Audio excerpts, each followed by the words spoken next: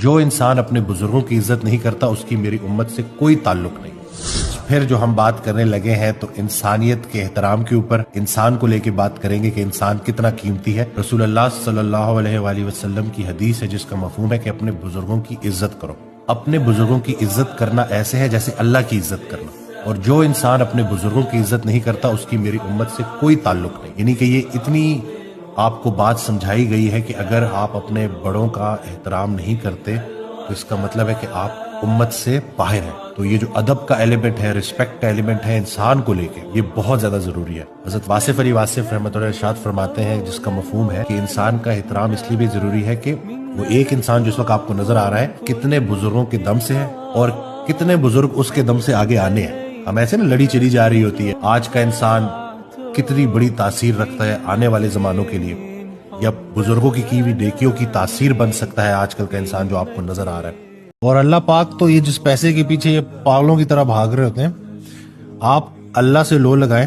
حدیث قدسی ہے جس کا مفہوم ہے کہ جو انسان مجھے مرکز بنا لیتا ہے میں اس کے سارے دنیاوی کام مینج کرنا شروع کر دیتا ہوں، اور جو مجھے سیکنڈری کر دیتا ہے میں اس کے دنیاوی کام بکھیر دیتا ہوں۔ وہی بات ہے نا، اگر آپ اپنی روح سے دوستی کریں گے، آپ صوفی بن جائیں گے، اللہ آپ کے کام کرے گا اور آپ کو تقویٰ بھی ملے گا، آپ کو سکون بھی ملے گا۔ لیکن اگر آپ نہیں یہ کریں گے اور آپ جسم کے پجاری ہو جائیں گے، اس نے ختم ہونا ہے، اس نے فنا ہونا ہے، وہ تڑپے گا، اور جتنی لذتیں آپ سے چھنتی چلی جائیں گی۔ ڈاکٹر وسیم، آج سے 20 سال، ہماری ملاقات 10-12 سال پہلے ہوئی، آج سے 20 سال بعد آپ کی میری نہ یہ جوانی ہوگی، نہ یہ حسن ہوگا، نہ یہ باڈی ہوگی، نہ بہت، اور اسی طرح جو کیمرے پہ ہمیں دیکھ رہے ہیں سب کے ساتھ یہی ہوگا۔ آج یہ فیصلہ کر لیں کہ انہوں نے کون سا رستہ چوز کرنا ہے۔ فرماتے ہیں کہ اللہ تعالیٰ جب کسی چیز کا ارادہ کرتا ہے تو کہتا ہے کہ ہو جاؤ، اور وہ ہو جاتی ہے۔ تو اپنے ارادے چھوڑو، اللہ کا ارادہ بن جاؤ، اپنی اس میں سے میں کو نکال دو، اللہ کے ارادوں کے مطابق چلو، اللہ کے حکام کے مطابق چلو، تمہارے سارے کام ہوتے جائیں گے۔ ابھی اگر اپنے اعمال کی وجہ سے اگر آپ کی صحت بگڑ گئی ہے اور آپ بیمار ہیں اور آپ پریشان ہیں اور آپ کو زندگی سمجھ نہیں آ رہی، تو رات کی تاریکی میں جائیں اور نصف شب اللہ کی بارگاہ میں التجا کریں کہ اے بنانے والے مجھے پھر سے بنا، او میکر ری میک۔ میں اپنی زندگی کو اپنی اعمال کی وجہ سے لہو لہان کر چکا ہوں، میری اس جان کو اپنی جان سمجھ کر اس میں پھر سے جان ڈال دے۔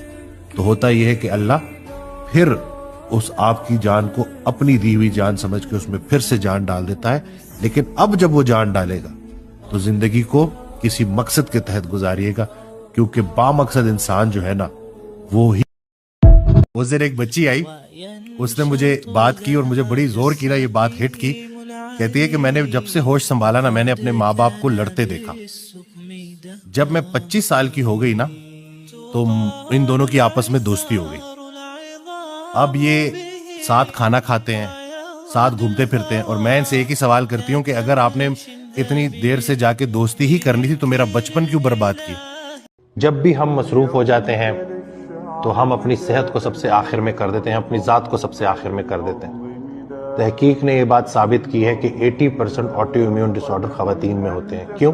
کیونکہ وہ دوسروں کا خیال رکھتی ہیں، اپنا نہیں رکھتی۔ یہ جو سیلف لیس ہونے کا کانسیپٹ ہمیں دے دیا گیا ہے نا، یہ قطعاً اسلامک نہیں ہے۔ رسول اللہ صلی اللہ علیہ وآلہ وسلم کی حدیث ہے جس کا مفہوم ہے کہ قوی مومن بہتر ہے اللہ کی نظر میں ضعیف مومن سے۔ تو اگر سوچا جائے تو قوی اسٹرانگ مومن نے پہلے اپنے اوپر کام کیا ہے، اپنے آپ کو فزیکلی، مینٹلی، ایموشنلی، اسپریچولی اور فائنینشلی اسٹرانگ کیا ہے تاکہ وہ ڈھیر سارے لوگوں کی مدد کر سکے۔